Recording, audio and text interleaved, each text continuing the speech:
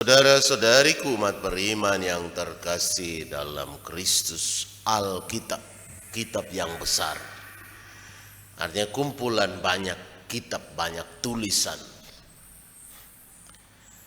Maka saudara-saudariku yang terkasih, untuk kita orang Katolik, kita meyakini bahwa kitab suci itu ditulis. Tuhan bersabda, tapi tidak langsung muncul dalam buku. Tuhan bersabda dalam kata-kata firman. Lalu orang-orang menuliskan kitab-kitab atau firman-firman itu. Maka dikatakan Yesus menerima Alkitab, artinya bahwa kepada Yesus diberikan kumpulan kitab-kitab, kumpulan tulisan-tulisan. Lalu hari itu orang Israel biasa membagi. Pada hari-hari Sabat dibaca bergiliran, berturutan, sesuai dengan yang sudah ditentukan. Maka ketika Yesus melihat bahwa bacaan yang diberikan kepadanya untuk dibaca adalah bacaan tentang Roh Tuhan ada padaku, oleh sebab Ia telah mengurapi aku dan seterusnya. Di situ Yesus melihat bahwa hal ini tergenapi. Karena memang Yesus diutus untuk itu. Tetapi apakah orang-orang yang dengar pada waktu itu menerima? Itu yang menjadi persoalan. Walaupun Yesus mengatakan bahwa kitab ini digenapi hari ini, tapi mereka tidak percaya. Maka sampai hari ini orang Israel secara kebanyakan masih tetap menantikan Mesias itu. Mereka masih menunggu sampai kapan. Bagi kita orang-orang pengikut Kristus, Mesias itu sudah datang. Dan bagi orang Israel, Mesias itu belum datang.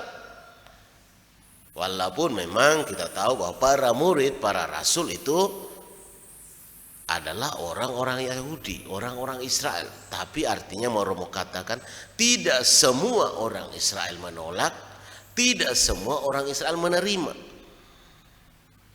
Para murid menerima, meyakini bahwa Mesias itu dalam diri Yesus Kristus.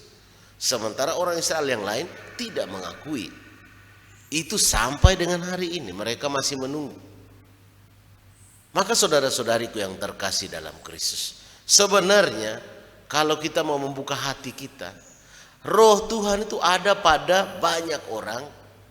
Dan Roh Tuhan itu ada sungguh-sungguh dalam diri Yesus Kristus, dalam ajaran-ajaran. Walaupun mereka tidak mau mengakui bahwa Yesus lahir di Nazaret, tidak mungkin seorang Nazaret bisa datang menjadi mujizat, menjadi Mesias dan sebagainya. Tapi apa saja yang Yesus lakukan, apa yang Yesus ajarkan, Yesus perbuat, mujizat-mujizat yang Yesus lakukan hanya bisa dilakukan kalau ada Tuhan dalam diri Yesus. Bagaimana seorang manusia biasa bisa membangkitkan orang mati? Bagaimana seorang manusia biasa bisa mempergandakan anggur yang sudah nyaris habis? Membuat mujizat di Kana yang luar biasa.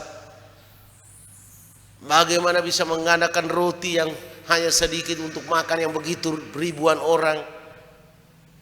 Hal-hal seperti ini kalau orang Israel mau buka hati, maka mereka bisa meyakini bahwa itu tentu Tuhan. Tapi kalau hati sudah tertutup, apapun yang kita lakukan tidak akan dipercaya. Apapun yang orang lakukan tidak akan kita percaya. Karena kita sudah negatif thinking, sudah berpikir negatif tentang orang itu. Akhirnya menutup hati kita. Maka dalam bacaan yang pertama dikatakan bahwa kalau kamu tidak mencintai makhluk ciptaan Tuhan yang kelihatan, kamu tidak akan mungkin juga mencintai Tuhan yang tidak kelihatan. Kamu itu penipu, omong kosong. Maka saudara-saudariku yang terkasih, cinta itu harus nyata dari orang-orang yang kita lihat. Karena apa? Manusia itu diciptakan sesuai dengan citranya Tuhan Allah, sesuai dengan gambarnya Tuhan Allah. Nah, kalau kita mau jujur, kita harus mencintai gambarnya Tuhan Allah ini dulu. Kalau tidak, ya kita orang-orang munafik, penipu semua dikatakan dalam bacaan yang pertama. Apakah kita memang benar-benar penipu? Hanya mengatakan saya mencintai Tuhan yang tidak kelihatan. Tapi siapa yang bisa buktikan bahwa benar kita mencintai Tuhan yang tidak kelihatan? Semoga Tuhan memberkati kita.